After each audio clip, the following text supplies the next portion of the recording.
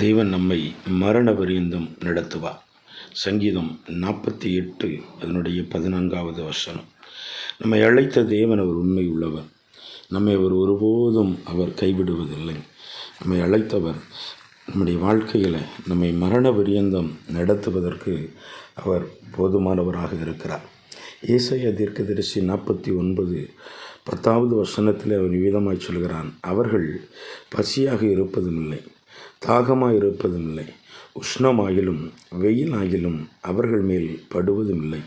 அவர்களுக்கு இறங்குகிறவர் அவர்களை நடத்தி அவர்களை நீரூற்றண்டைகளிடத்திலே கொண்டு போய் விடுவார் என்று சொல்லப்பட்டிருக்கிறது. நம்மை நடத்துகிற ஒரு தேவன் உண்டு. பசி நம்மை அணுகாமல், தாகம் நம்மை அணுகாமல், உஷ்ணமோ வெயிலோ நம்மை அணுகாமல் அவர் நம்மை பாதுகாத்து நடத்துவதற்கு அவர் வல்லவர். நம்மளை மரண பரியந்தம் தேவன் நடத்துவாருங்க. ஊழியத்தின் பாதையில் 2014வது வருஷம் ஒரு சகோதரி முதலாக ஒரு ஆராதனையில் கலந்து கொண்டார்கள். ஆராதனை முடிந்த அந்த சகோதரிக்காக ஜெபிக்கும்படியாய் நிற்கிற போது ஆண்டவர் இந்த வார்த்தையை அந்த சகோதரிக்கு சொல்லி ஜெபிக்கும்படியாய் கிருபை செய்தார். நான் உன்னை மரண பரியந்தம் நடத்துவேன் என்று கர்த்தர் வாக்கு பண்ணினார். காலங்கள் தாண்டினது.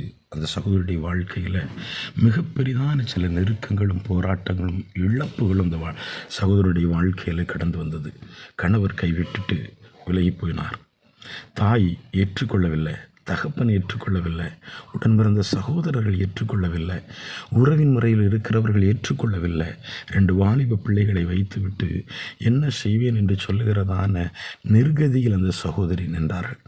அப்பொழுதெல்லாம் ஆராதனைக்கு வருகிற போது அந்த சகோதரியிடத்தில் நான் இந்த வார்த்தையை சொல்லுவேன், நீங்கள் முதலாவது நாள் வருகிற போது உங்களுக்கு ஆண்டவர் ஒரு வார்த்தையை தந்தாரே, அதை இறுக பிடித்து கொள்ளுங்கள் என்று சொல்லுவேன்.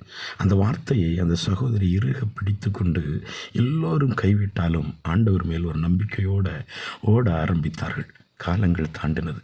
இன்றைக்கு 2 வாலிப பிள்ளைகளையும் நல்ல முறையில் படிக்க வைத்தார்கள். மகன் நல்ல ஒரு வேலையில் இருக்கிறார். மகள் நல்ல படிப்பு, இன்றைக்கு திருமணமாகி நல்ல ஒரு ஆண் பிள்ளையை பெற்றெடுத்திருக்கிறார். இவ்விதமாக இந்த குடும்பத்தை கர்த்தர் நடத்தி கொண்டே இருக்கிறார். நமக்கு வாக்குத்தத்தம் பண்ணின தேவன் அவர் உண்மை உள்ளவருங்க. அவர் நம்மை மரண பரியந்தம் நடத்துவார்.